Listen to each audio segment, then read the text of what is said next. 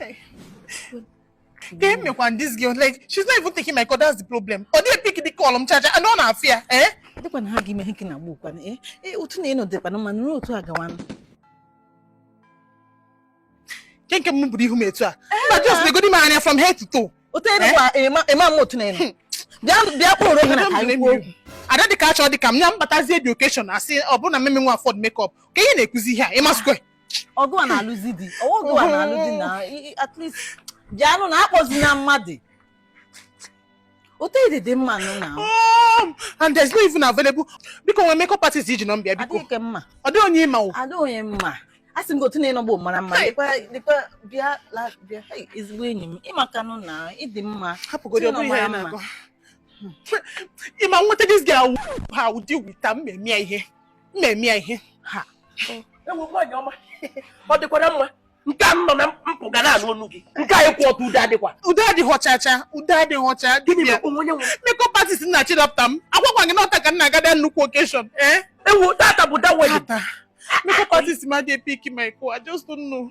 Oh, yeah, keen, open on the heat, the back one. This is the me, I need alternative. Alternative. And will makeup artist in well. If you put on Yana, what go? On a hand with all, but no go but and change the other. On a hair's week. Now, oh, you may make up. Oh, yeah, men will give makeup, but you had your money up with jacket on a land of weapon.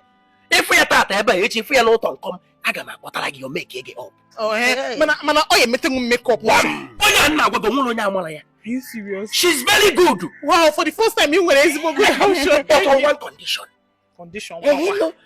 What easy? Because my name is I feel you are drawn here. Yeah, na negotiate. You could have an egg, yeah, it's an all go. Yeah, men, free. I'll make myself why you you could have an egg, Apolomia. It's more like a map when you go. Yeah, Dibia, I put the person over. I'm not talking about her own money. I'm talking about my own. When don't so bad, so bad, you don't want to know what but I'm gonna get a yeah, you just know what you went home so which one week no just follow me. Get time, you number the person. He may make up. Can't you make up? Can't you be a kid? I'm here right now.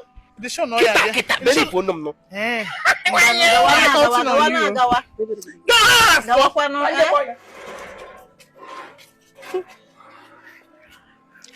Thank God. I don't die,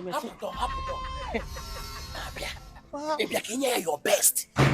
Wow. Just my percentage. Wow. Why you want? Good afternoon, Mao. You don't know time, I don't know. I'm going to get on wedding this morning. We don't know. Oh, I'm going to have.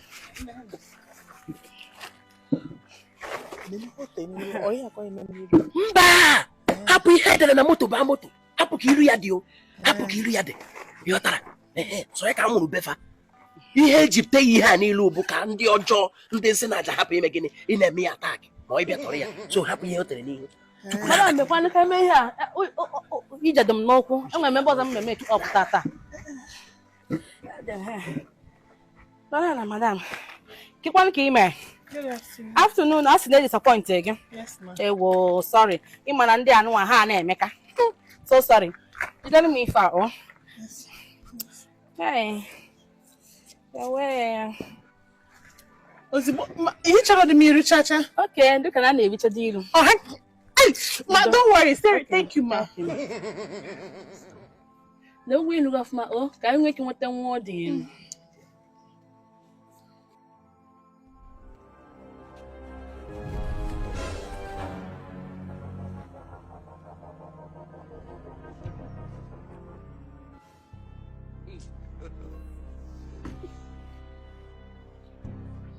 This is very, very fine.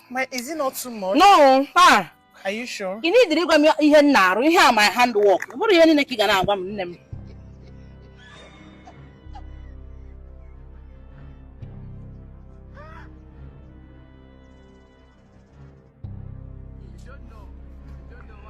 Okay, what I'm about, Mama. I want to be original. None more for my.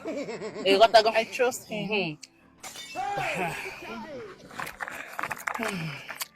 Ian Namerim, all the woman, hey, snake and me home all the time. Hey, oh, what can come? Hey, water for one. Thank you, sir. Don't worry, you will look beautiful. Here.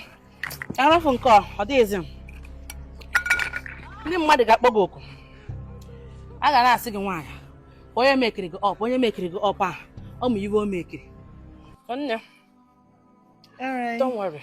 You will love it. Adịm akwa mmọnwụ aka ka ọ gịnị. A na-akwa aka ha, my brother. A na-enwe ka daalụ sọ. Hey. Yeah, I can see that. Hey. No, don't worry. Okay, Mojuku. Why do you want to make him Mojuku up? Hey, Bianca. Yeah. Are you serious? Yes, ma. You can't want all I know. I'm gonna make it up. What you want, mother woman, or Wow. Hey. Can I just see me? You talk too much now. sorry. Talk too much. Hey, let me. Very beautiful.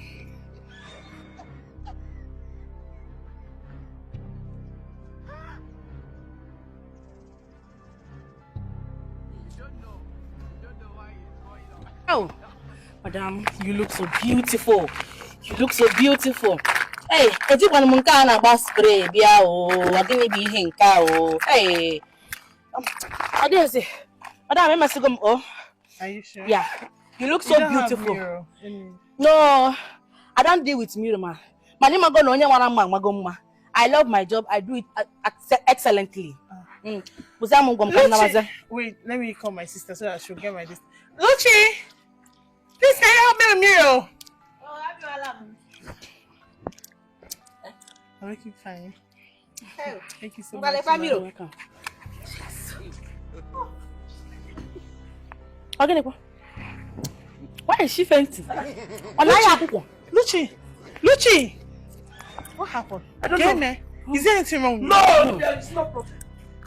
Madam, tell me what they go put mo madam Gwambia ya kwa ye ku price. Don't put mo gwam before. No, I will pay you. Pay him go do mu kita kan na go da na ba. Pay mo. I'll pay you with my phone. How much is your money? My money is 2,500. Okay. I don't want too much money. Sorry. Can I have the mirror? Sorry. Sorry. Just sorry.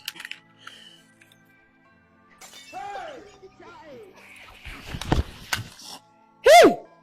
Hey! Chineke mo. Onye nke afet. Oh, no, mezi. Hara ya akwụkwọ. Eh. Madam, ngwa jide zukwo ego nwanu. Ina si jide ego. Ada m emezikwude. Hey, ya nne. Mmezikwa ndụ. My sister. Hey. You make his makeup. Hey! Dibia! Daddy! Here! Awe bo ka traga na anu mu no. Ewe Chineke nna m ka si ja.